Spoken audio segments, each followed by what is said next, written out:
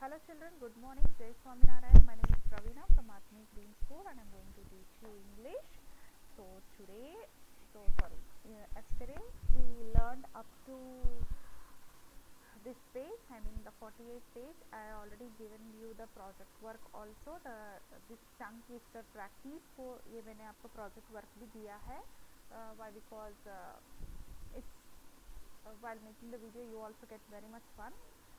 और ये जो है टंग ट्विस्टर का ये आपका हो गया है इंग्लिश का project work for the PT2 and आपको जो इसका जो वीडियो है आपको 30 सेकंड का होना चाहिए और आपका जो प्रोनाउंसिएशन अच्छे से होना चाहिए और आप ये देखकर भी पढ़ सकते हो, no problem for that. And इसका जो ये है आई मीन जो while recording video you have to मतलब कि बीच में ऐसा कट करके पेस्ट करना, आई मीन जो मर्ज करके वीडियो से ऐसे मत भेजिएगा प्लीज़. इतना आप क्रिएटिविटी मत दिखाना.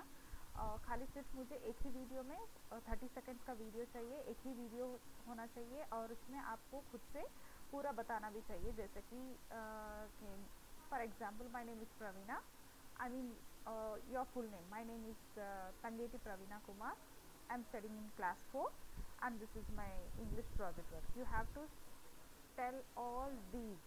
ओके, उसके बाद ही आपको अपना जो टंग ट्विस्टर बताना चाहिए और टंग ट्विस्टर बताते वक्त आप बीच में रुकना नहीं है. Okay, so do not pause और आपका जो वीडियो से कट करके मर्ज करना ऐसा प्लीज़ ऐसा मत कीजिएगा. अगर मुझे लगा कि कट करके मर्ज हुआ है so I can easily identify those videos, तो उनको तो मैं ज़ीरो ही दूँगी. Okay, why because I already mention now कि ऐसा नहीं कर सकते हैं. So you have to tell like this only, like selfish, she shells on the seashore, the she shells or she shells seashore, shy shelly say she shells to sweet. ये ऐसा ही आपको बोलना चाहिए. Okay children, so now let's coming to our today's topic and this is a useful powerful verbs using, so writing here. In this, read these sentences. The bear went down the hill. Okay, so here the bear went down the hill. The bear ran down the hill. The bear charged down the hill. So here इसमें आपको in this sentences the first sentences gives the picture as of a bear just walking down. तो first sentence में आपको खाली सिर्फ इतना बता रहा है कि the bear went down the hill, कि बियर मतलब कि वॉक करती हुई मतलब नीचे जा रही है. So the bear ran down the hill, so there is no other feeling attached to the bear's action. So in this second sentence add some urgency to the action as the bear ran down. Ran down means थोड़ा हमने वो sentence में urgency दिखाया है. Okay, so same like as that way the bear charged down the hill. The third sentence gives more powerful picture. One can imagine the angry animal charging a full speed towards something. तो मतलब हमें एक ही option का मतलब कि एक ही आपका meaning को बहुत सारे यहाँ पे आई मीन जो क्या बोलते हैं फीलिंग हमें बदल रहा है. मतलब कि जो हम इमेजिन कर सकते हैं बोलकर बता रहा है. Like the first sentence gives the picture of a bear just walking down. तो फर्स्ट सेंटेंस से हमें इतना ही पता चल रहा है कि क्या है कि बियर नीचे जा रही है. And the same thing here कि द सेकेंड सेंटेंस में थोड़ा बहुत अर्जेंसी दिखा है. रैन डाउन रैन मीन्स भागते हुए जा रही है बोलकर हमें थोड़ा सा अर्जेंसी दिखाया है. So here in the third sentence is give more powerful picture. So one can imagine that कि angry animal charging मतलब कि वो गुस्सा बहकर मतलब कि full speed में कहीं जा रही है बोलकर ये इस तरीके का हमें दिया है sentences. So what now happen? Went, ran and charged are all verbs but they are meanings of different strengths. So here but they have meanings of different strengths. Here ran is a more powerful than went and charged is the most powerful verb. So using powerful verbs helps the reader to imagine the bear's movement more clearly. So here using a powerful verb, जब हमने powerful verbs use किया है helps the reader to imagine the bear's movement more clearly. So replace the verb in the sentence with any of the verbs given below and notice the difference in the meaning.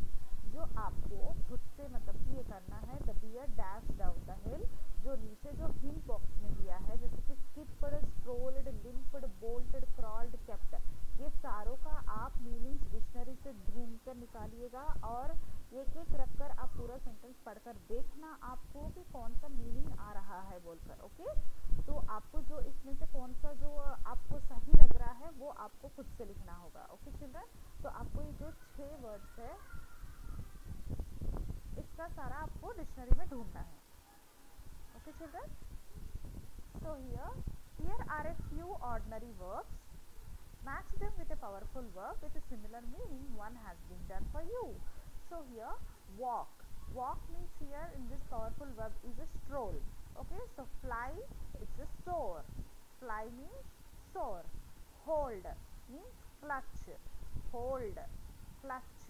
Climb, scale. Climb, scale. See, notice. See, notice. Eat, gobble. Eat, gobble. Okay, so these are the answers of that match the following of the powerful verb with the similar meanings. Okay, so again one more time: walk, stroll, fly, soar, hold, clutch, climb, scale, see, notice, eat, gobble. Okay, so here using a powerful verb, so here to replace the underlined words in the story given on the next page. तो आपको ये जो powerful verbs use करते हुए जो underline words को जो नीचे दिया गया है नेक्स्ट पेज में वो हमें रिप्लेस करना है। अभी ये जो मैचिंग है, जैसे कि अगर हमें ये वॉक आया है तो अगर हम वॉक की जगह पे हम स्ट्रोल लिखना होगा, वैसे ही अगर फ्लाई आया है तो फ्लाई की जगह पे हमें सोर लिखना होगा। अगर वही हमें क्लाइंब आया है तो क्लाइंब की जगह पे हमें स्केल लिखना होगा। तो मतलब इस तरीके से हमें जो नीचे जो पैराग्राफ दिया है उसके जो अंडरलाइन वर्ड्स के मीनिंग्स को पावरफुल वर्ब्स में चेंज करना है। Okay children, so now here Ulf was eating, तो eating को हमें क्या लिखना चाहिए? gorging on. ओके, सो उसका जो पावरफुल वर्ब है gorging on. Ulf was eating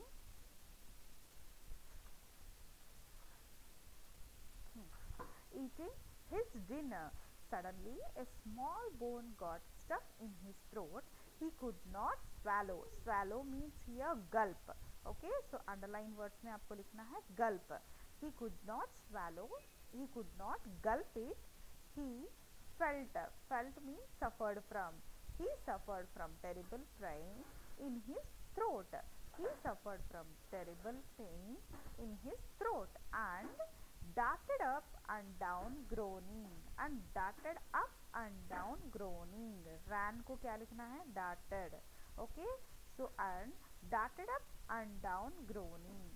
He requested everyone he met to remove the bone. He asked everyone. asked के जगह पे हमें क्या लिखना है? He requested. Okay, so हमें लिखना है instead of asked we can use requested. He requested everyone he met to remove the bone. He requested everyone. He requested everyone he met to remove the bone. I would give anything, he said, if you would take it out. So I would give anything if you said, if you would take it out. At last, Crane agreed to try and told Wolf to lie on his side and open his jaws as wide as he could.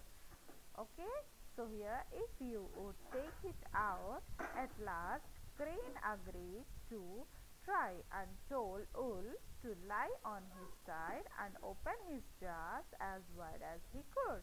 Then Crane put its long neck down Wolf's throat and with its beak loosened. Instead of loosened, we write released.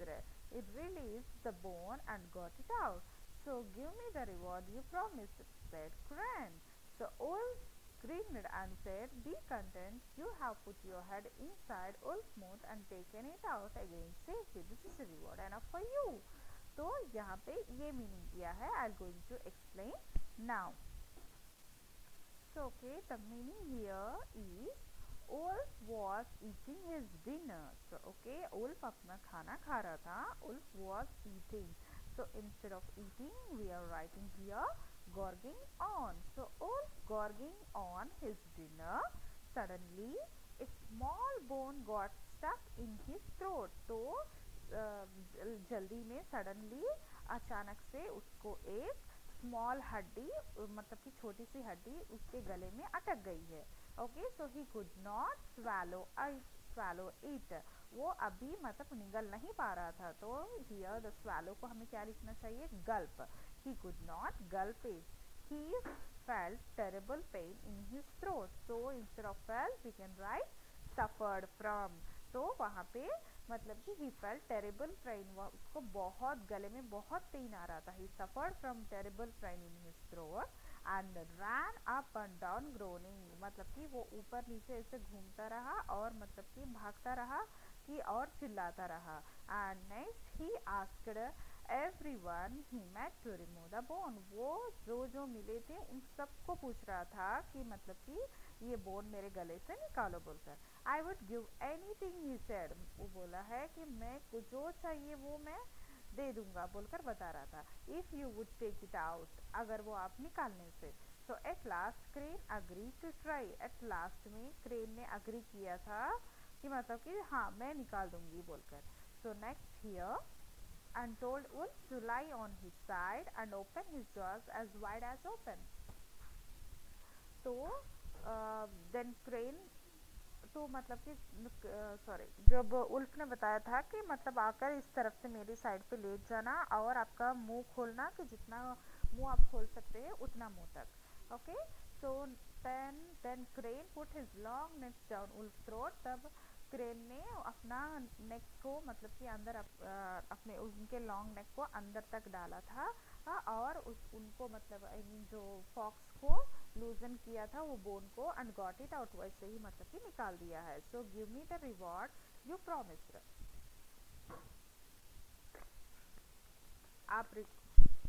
आप promise किए थे ना कि मुझे देने वाले हैं बोलकर रिवॉर्ड, तो आप मुझे दे दो बोलकर बता रही है. So here so wolf grinned and said.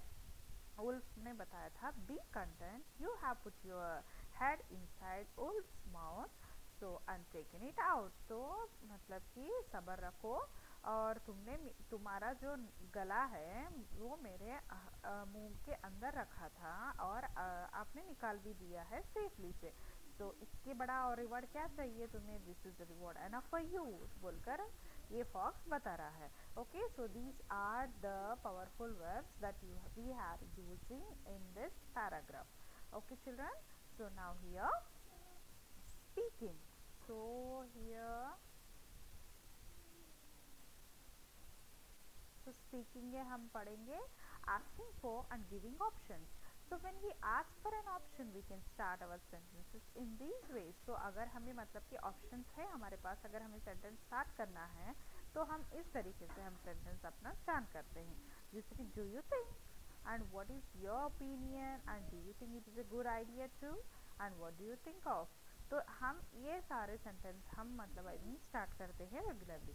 So when we give an option when we give an opinion we can start our sentences in these ways. I think, I do not think, in my opinion. Read this dialogue. So do you think it's a good idea for Aunt Malu to make herbal products for everyone can use? Asking for opinion. यहाँ पे opinion पूछ रहे हैं. So in my opinion yes I think she should use her skills and intelligence to help people बोलकर यहाँ पे मैं बता रही हूँ. So next, no I don't think she could try. So here I mean यहाँ पे जो दोनों के बीच में conversation हो रहा है. Okay, so now no I don't think she could try to make any more herbal products for everyone. She tried to but it did not work well for her and for her users. तो यहाँ पे ये बता रहे थे कि ये मुझे नहीं लग रहा है कि वो मतलब कि she should try, वो ट्राई करना चाहिए और herbal products बनाने के लिए. Why? Because कि but it did not work well. तो इतना अच्छे से काम नहीं किया था उसके लिए और उनके यूजर्स के लिए बोलकर यहाँ पे ये कॉन्वर्जेशन हो रहा है. सो हियर तो in my opinion she should first find out what people want then she should research well and make useful products. तो इसीलिए वो बता रही थी यहाँ पे कि पहले उसको रिसर्च करना चाहिए. मतलब आई मीन पहले वो उसको पहचानना चाहिए कि मतलब आई मीन इनको चाहिए क्या है, मतलब कि क्या चाहिए पीपल को, और उसके बाद कि मतलब कि रिसर्च करना चाहिए कि कौन सा प्रोडक्ट हमें बनाना है बोलकर। Okay children, so now here are the few situations. Work with your partner, take turns to ask and give an opinion on each of the situations. So यहाँ पे आपके कुछ situations दिया है, आपको ये अपने partner के साथ करना है, like keeping a classroom pet and take turn to ask for and give an opinion on each of the situation. तो इसके बारे में आपको खुद से लिखना होगा, जैसे कि keeping a classroom pet, renovating and using old unused train bogies and aeroplanes as the classrooms. तो मतलब कि ऐसा कुछ करने से हमें मतलब आई मीन कैसा लगता है, मतलब कि रेनोवेट करना हो तो हमारे क्लासरूम को हम किस तरीके से रेनोवेट करना चाहिए। And coming to the school on a new moon night for star gazing. तो अगर ऐसा कैसा होगा कि अगर हम जो स्कूल सुबह सुबह जाते हैं वही अगर हम मतलब कि नाइट पे स्कूल होता तो आपको कैसे लगेगा। And the visiting A bird sanitary with an expert.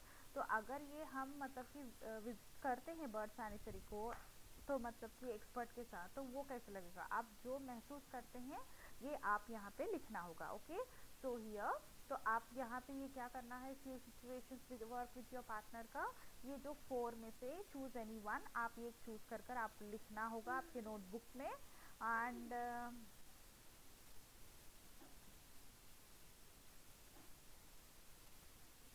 Okay तो आपको